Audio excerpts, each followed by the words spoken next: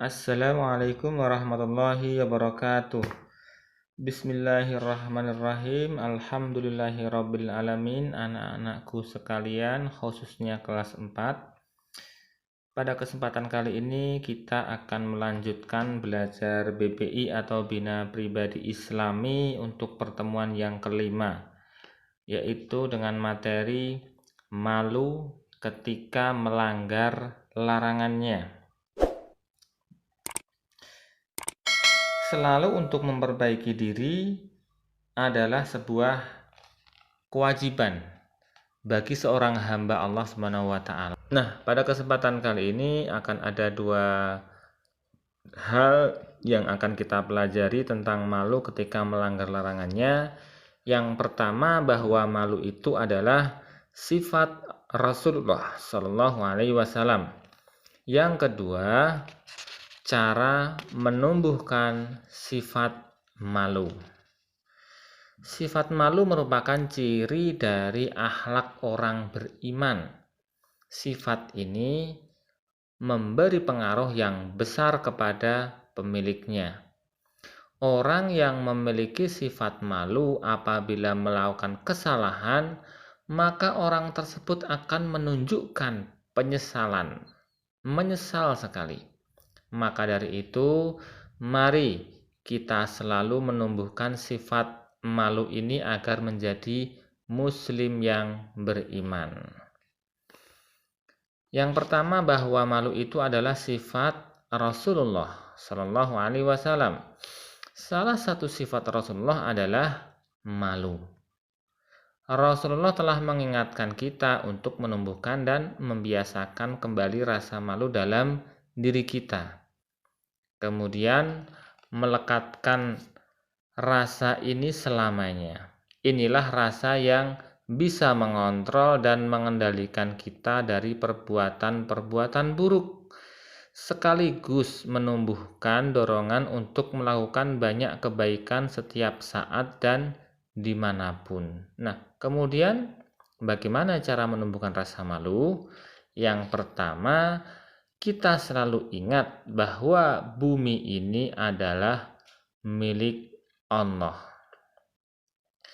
Jadi semua yang ada di muka bumi ini adalah milik Allah Subhanahu wa taala. Manusia tidak memiliki apapun di muka bumi ini, sehingga seharusnya kita merasa malu jika belum melakukan amal soleh. Padahal kita menggunakan bumi ini, padahal kita menggunakan isi yang ada di bumi ini. Nah, seharusnya kita malu apabila kita belum melakukan amal soleh. Nah, itu. Kemudian yang kedua, kita selalu mengingat bahwa Allah Subhanahu wa taala Maha Pemberi rizki. Dengan mengingat bahwa semua rizki berasal hanya dari Allah Subhanahu wa taala, merupakan cara kedua untuk menumbuhkan rasa malu. Rizki yang Allah Subhanahu wa taala telah berikan kepada kita seharusnya mampu membuat kita malu untuk bermaksiat kepadanya. Ya, jadi semua yang kita miliki itu adalah pemberian dari Allah Subhanahu wa taala, hanya titipan, dan semua akan kembali kepada Allah. Danlah kita pelajari bahwa rizki itu tidak hanya berupa harta kekayaan saja, bisa jadi rahmat dan rezeki tersebut berupa kasih sayang keluarga, kesehatan, serta senantiasa dilindungi dari mara bahaya. Itu juga rizki. Jadi tidak hanya berupa harta saja. Kemudian cara menumbuhkan sifat rasa malu yang ketiga adalah senantiasa ingat bahwa Allah Subhanahu wa taala itu Maha melihat dimanapun dan kapanpun, senantiasa melihat kita. Jadi selain Allah Maha Pemberi rizki, Allah juga Maha melihat. Allah Subhanahu wa taala melihat semua apa yang dilakukan hambanya. Dengan merasa selalu diawasi, kita selalu berhati-hati dalam bertindak dan seharusnya kita malu jika asal bertindak saja. Kita malu apabila kita lupa belum melaksanakan ibadah sholat, apalagi disengaja tidak melakukan sholat.